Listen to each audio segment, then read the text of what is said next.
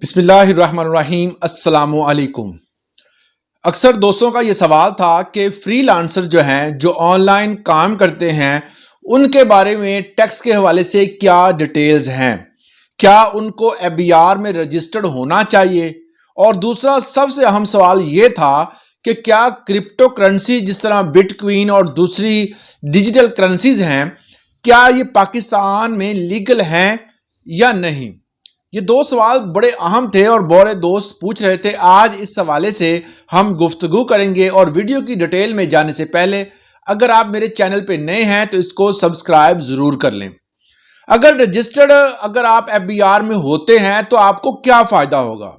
کوئی بھی بندہ جب پاکستان میں رہتے ہوئے کسی بھی نیٹ ورک سے آن لائن ورکنگ کرتا ہے اور وہاں سے پیسے ارن کرتا ہے، ظاہر ہے کہ پاکستان میں رہتے ہوئے آپ باہر کسی بھی ملک میں کام کریں گے تو اس کی کرنسی میں ہی آپ کو پیمنٹ کی جاتی ہے، اور وہ پیمنٹ پاکستان میں خوشحالی کا باعث بنتی ہے۔ مگر جب وہ پیمنٹ آپ کے کسی بھی بینک اکاؤنٹ میں آتی ہے تو آپ کے اس بینک اکاؤنٹ میں بینک جو ہے اس پر 2% ٹیکس کاٹ لیتا ہے۔ 2% ٹیکس ان لوگوں کا کاٹا جاتا ہے جو نان فائلر ہوتے ہیں۔ مطلب یہ ہے کہ اگر آپ فائلر ہوں گے تو یہ آپ کے لیے فائدہ مند ہے۔ فائلر جب بھی آپ ہوں گے تو آئلر ہوتے ساتھ ہی جو آپ کی پیمنٹ آئے گی اس پر آپ کو ٹیکس جو ہے وہ ہاف دینا پڑے گا۔ مطلب پہلے آپ 2% دے رہے تھے، اب آپ کو 1% ٹیکس دینا پڑے گا۔ اب اگر آپ چاہتے ہیں کہ اس سے بھی کم ٹیکس آپ کو دینا پڑے اور آپ پروفیشنل طور پر کسی بھی جگہ پر کام کر رہے ہیں اور ہر منتھ آپ کی انکم آتی ہے، فکس آتی ہے، یا کہہ سکتے ہیں کہ زیادہ کم ہوتی رہتی ہے، اس سے کوئی غرض نہیں ہے کہ آپ کی انکم جو ہے وہ کتنے ڈالر ہے یا کتنے یورو ہے، کوئی پرواہ نہیں ہے۔ آپ نے صرف جو ہے رجسٹرڈ ہونا ہے Pakistan soft where export board, جس کو مختصر طور پر PSEB کہتے ہیں۔ اس میں آپ نے رجسٹر ہونا ہے، اور رجسٹر ہونے کے بعد آپ کا جو ٹیکس ہے وہ بہت مائنر سا رہ جاتا ہے، بہت کم ہو جاتا ہے، 0.25۔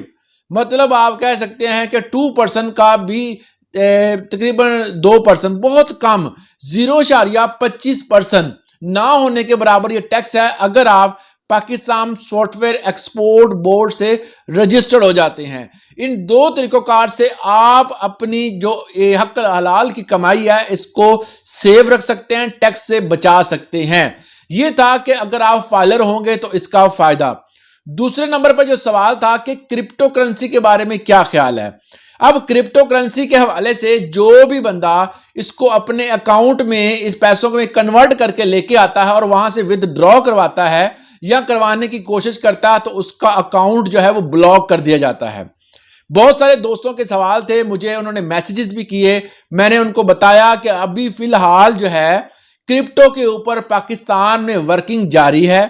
یہ آپ کے سامنے ایک ایڈ ہے جو میں نے فوری طور پر جو ہے وہ ریسرچ کے دوران ایک بھائی صاحب نے شیئر کی ہوئی تھی، وہاں سے لی ہے۔